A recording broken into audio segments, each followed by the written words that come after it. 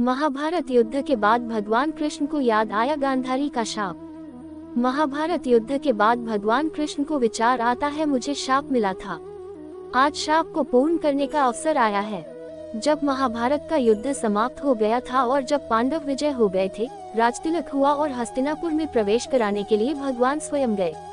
भगवान कृष्ण ने पांडवों से कहा, देखो हम जीत तो गए हैं, लेकिन कौरवों के माता पिता धृतराष्ट्र और गांधारी अब अकेले हैं, सारा महल सुनसान हो चुका है, हम वहां चलकर उनको प्रणाम करें।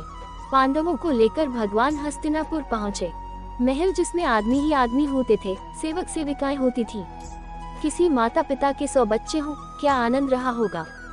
सारा हस्तिनापुर सुनसान, सब लोग मारे गए युद्ध में, केवल विधवाओं की चित्कार सुनाई दे रही थी।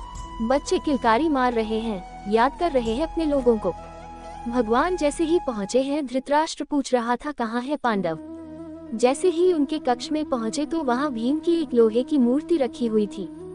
दुर्योधन भीम को मारने के लिए उस मूर्ति पर गदा अभ्यास किया करता था, उस पर प्रहार करता था, इसलिए बहुत बलवान था। पांचों पांडव आए, भगवान आगे थे, धृतराष्ट्र खड़े हैं। भगवान कहते हैं, राजा धृतराष्ट्र को प्रणाम। युधिष्ठिर जैसे ही धृतराष्ट्र को प्रणाम करते हैं, धृतराष्ट्र कहता है, भीम कहाँ है, भीम कहाँ है, मुझे भीम को अपनी बाहों में भरना है, हृदय से लगाना है। भीम बावरा था, एकदम दौड़ा। भगवान ने भीम को रोका और लोहे की प्रतिमा को आगे कर दिया, और जैसे ही लोहे की प्रतिमा धृतराष्ट्र की बाहों में आई, उसने मूर्ति को इतनी जोर से दबाया कि वह चकनाचूर हो गई। पांडव घबरा गए, कांपने लगे। धृतराष्ट्र पूछ रहा था, आज भीम को बाहों में भर लूं और सब समाप्त कर दूं। भगवान बोलते हैं, ये जीवन है, सब कुछ लुट गया इस नेत्रहीन का, फिर भी इच्छा बची है कि भीम को मार डालूं। हमारा सब कुछ चला जाता है, जीवन में सारी इंद्रियां शिथिल हो गई, सारे राज चले गए। फिर आदमी को ऐसा लगता है कि संसार को बाहों में भर लूं एक बार, अब आगे। कृष्ण जी ने गांधारी के पैर को स्पर्श किया। गांधारी बोली, दूर हटो, तुम्हारे कारण आज मेरा वंश समाप्त हो गया। कृष्ण, मैं तुमसे बहुत क्रोधित हूँ, मैं तुम्हें शाप देना चाहती हूँ।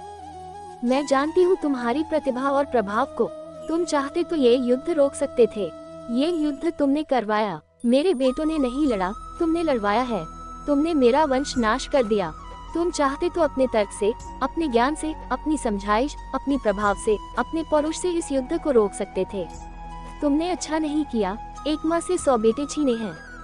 गांधारी रोते रोते कहती है, कृष्ण सुनो, जैसा मेरा भरा पूरा कुल समाप्त हो गया, ऐसे ही तुम्हारा वंश तुम्हारे ही सामने समाप्त होगा और तुम देखोगे इसे। इसके बाद गांधारी यही नहीं रुकती, बड़े क्रोध और आवेश में बोलती है कि आज हम दोनों कितने अकेले हो गए हैं। देखो तो इस महल में कोई नहीं है, जिस महल में इंसान ही इंसान हुआ करते थे, मेरे बच्चे, मेरे परिवार के सदस्य मेरे पास थे, कितने अकेले हो गए हैं आज हम। तुम्हारे जीवन का जब अंतकाल आएगा, तुम संसार में सबसे अकेले पड़ जाओगे, तुम्हें मरता हुआ कोई देख भी नहीं पाएगा, जो शाप है तुमको। भगवान तो भगवान है, प्रणाम किया और कहते हैं, माँ गांधारी, मुझे आपसे इसी आशीर्वाद की प्रतीक्षा थी, मैं आपके शाप को ग्रहण करता हूँ मस्तक पर, आपका शुभ हो, आपने बड़ी दया की है। कृष्ण पलटे, तब तक गांधारी को ग्लानि हुई। कृष्ण पलटे और पांडवों ने देखा, कृष्ण जी के चेहरे पर शापित होने का कोई भाव ही नहीं था। भगवान मुस्कुराए और पांडवों से कहा, चलो। बड़ा अजीब लगा। भगवान अर्जुन के कंधे पर हाथ रखकर कहते हैं, अर्जुन लीला तो देखो, मेरे यदुवंश को यह वरदान था कि उन्हें कोई दूसरा नहीं मार सकेगा, मरेंगे तो आपस में ही मरेंगे। देखो इस वृद्धा ने शाप दे दिया तो यह व्यवस्था भी हो गई। भगवान मुस्कुराए और पांडवों से कहा, चलो। बड़ा अजीब लगा। भगवान अर्जुन के कंधे पर हाथ रखकर कहते हैं, अर्जुन लीला तो देखो, मेरे यदुवंश को यह वरदान था कि उन्हें कोई दूसरा नहीं मार सकेगा, मरेंगे तो आपस में ही मरेंगे। देखो इस वृद्धा ने शाप दे दिया तो यह व्यवस्था भी हो गई, अब आगे। भगवान ने कहा, अर्जुन मेरी मृत्यु के लिए जो कुछ भी उसने कहा है मुझे स्वीकार है, कोई तो माध्यम होगा। और भगवान मुस्कुराते हुए पांडव से कहते हैं, चलो आज। वही भगवान अपने दाएं पैर को बाएं पैर पर रखकर अपनी गर्दन को वृक्ष से टिकाकर बैठे प्रतीक्षा कर रहे थे अपनी मृत्यु की। जिसने मृत्यु का इतना बड़ा महायज्ञ किया था महाभारत, वह ऋषि देखते ही देखते इस संसार से चला गया। यूं चले जाएंगे ऐसा भरोसा नहीं था। एक महान अभियान का महानायक यूं छोड़कर चला गया। कृष्ण एक बात कहा करते थे कि जब मैं संसार से जाऊं तो कोई रोना मत। कृष्ण को रोना पसंद नहीं। कृष्ण कहते हैं, रुदन मत करिए, आंसू बड़ी कीमती चीज है। मुझे आंसू का अभिषेक तो अच्छा लगता है, पर रोना हो तो मेरे लिए रो, मुझे पाने के लिए रो, मेरी देह पर मत रो, ये निष्प्राण देह पर भगवान ने कहा था कि मेरे अंतिम समय में रोना मत, क्योंकि कृष्ण का एक सिद्धांत था, मैं जीवन भर खुश रहा हूँ और मैंने जीवन भर लोगों को खुश रखा है, इसलिए रोना मत, दुखी मत होना।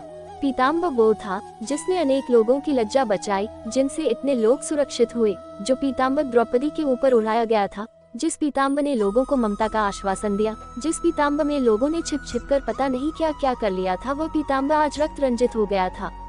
उसका रंग पहचान में नहीं आ रहा था। चारों ओर रक्त बिखरा पड़ा है। भगवान कहते हैं यहाँ का रक्त यहीं छोड़कर जा रहा हूँ। भगवान ने अपने स्वधाम गमन से संदेश दिया कि जाना सभी को है। जिसका भी जन्म हुआ है उसकी मृत्यु होगी ही। जन्म और मृत्यु तय है, सारा खेल बीच का है।